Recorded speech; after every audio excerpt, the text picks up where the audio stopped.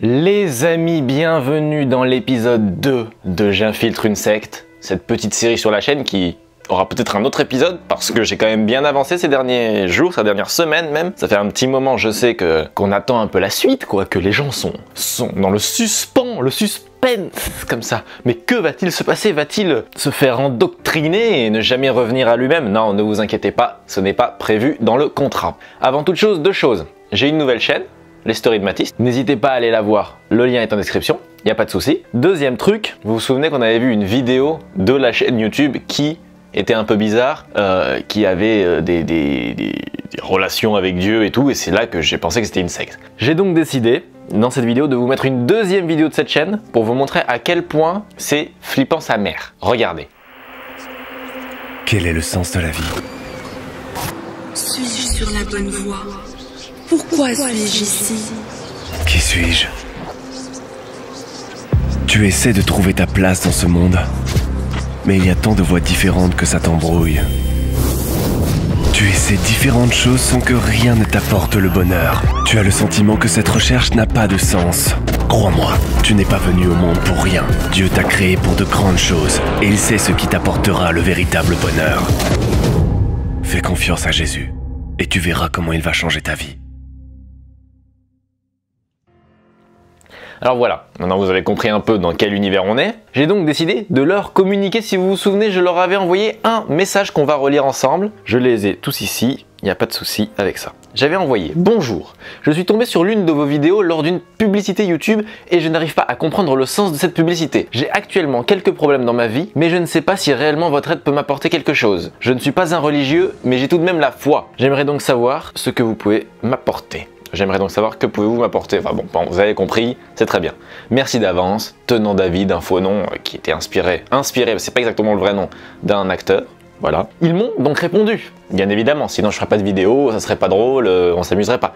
Ils m'ont répondu, bonjour David.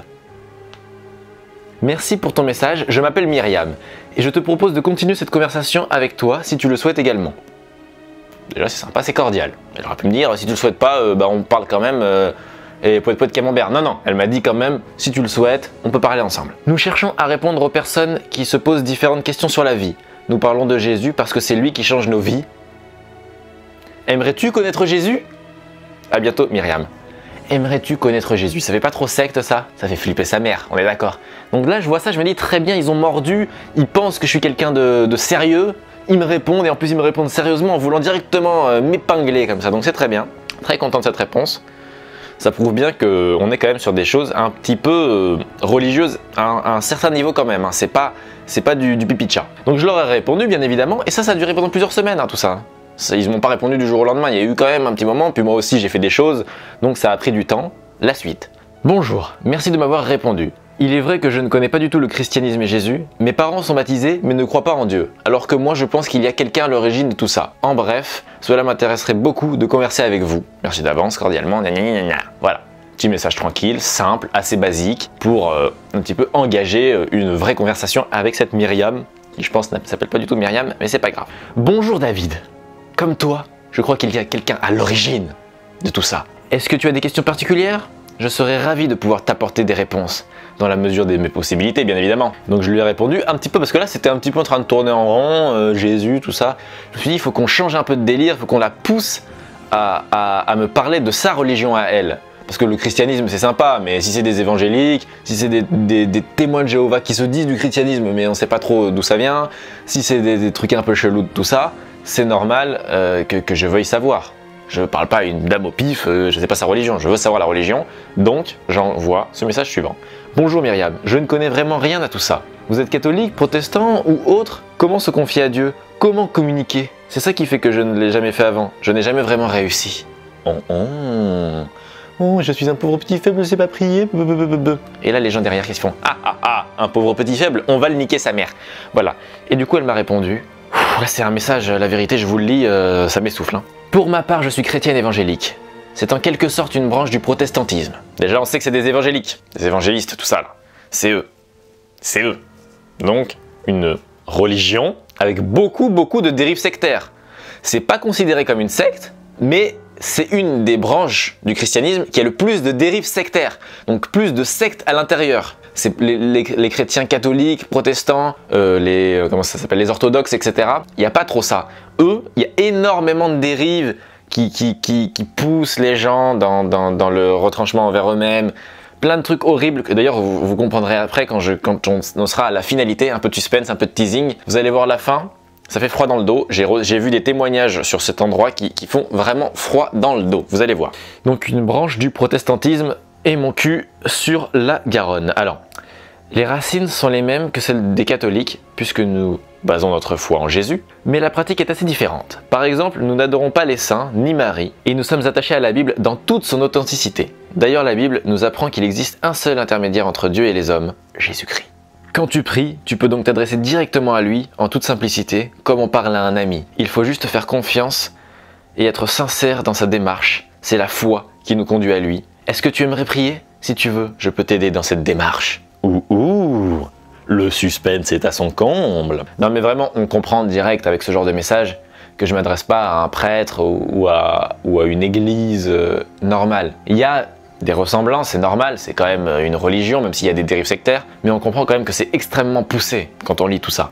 Donc je lui ai répondu, bonjour Myriam, j'aimerais beaucoup apprendre à prier, merci pour toutes ces informations. Y a-t-il des lieux où il faut se rendre? Je me suis dit, on va peut-être m'envoyer vers une église évangélique, et selon l'église à laquelle il m'envoie, on saura si c'est une église normale qui est plutôt renommée, ou si c'est une église qui a des tensions, des problèmes, des trucs assez récents, de jeunes, etc.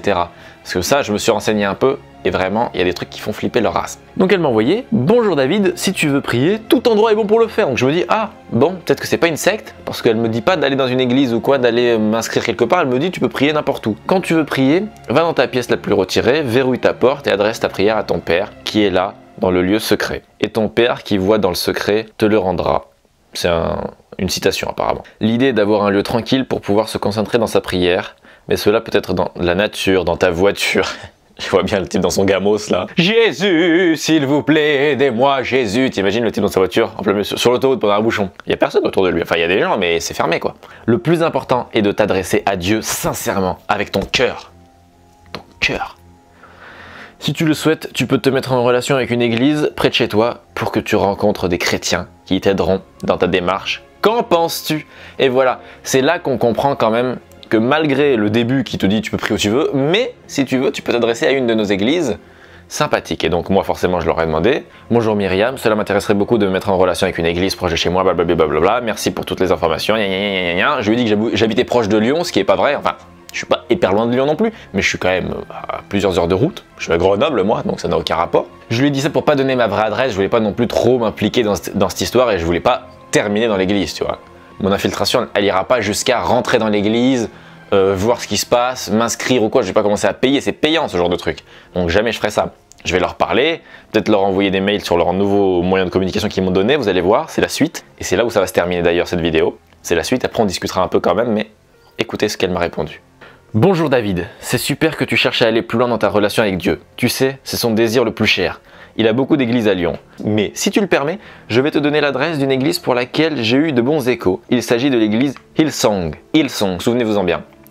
Tu peux les contacter, voici leurs coordonnées, je ne vais pas vous les donner, mais si vous voulez chercher, c'est Hillsong, H-I-2-L-S-O-N-G. Vous pouvez chercher si ça vous fait plaisir, mais attention, c'est quelque chose de dangereux. Si tu rencontres des difficultés, n'hésite pas à revenir vers moi. Et bien sûr, si tu as d'autres questions, je serai ravi de pouvoir te répondre. On parlera plus avec Myriam si vous voulez savoir dans la suite. Maintenant, on va s'adresser à l'église Hillsong directement. On va aller voir ce que c'est, où est-ce qu'elle m'a poussé à aller, voir si c'est sectaire ou pas. Mais la première chose avant qu'on continue dans l'épisode suivant, parce qu'il y aura forcément un épisode suivant, vu que j'ai un mail, j'ai un numéro de téléphone, j'ai plein de choses avec lesquelles on pourra communiquer avec eux pour savoir un petit peu où est-ce que ça mène.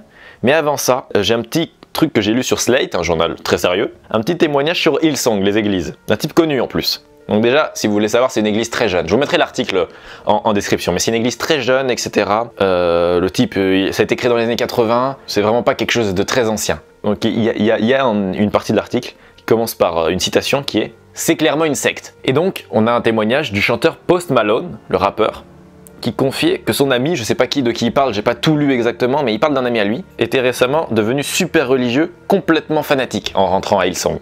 Donc qu'est-ce qu'il dit? Pour lui, Hillsong est clairement une secte qu'il accuse d'exploiter son ami.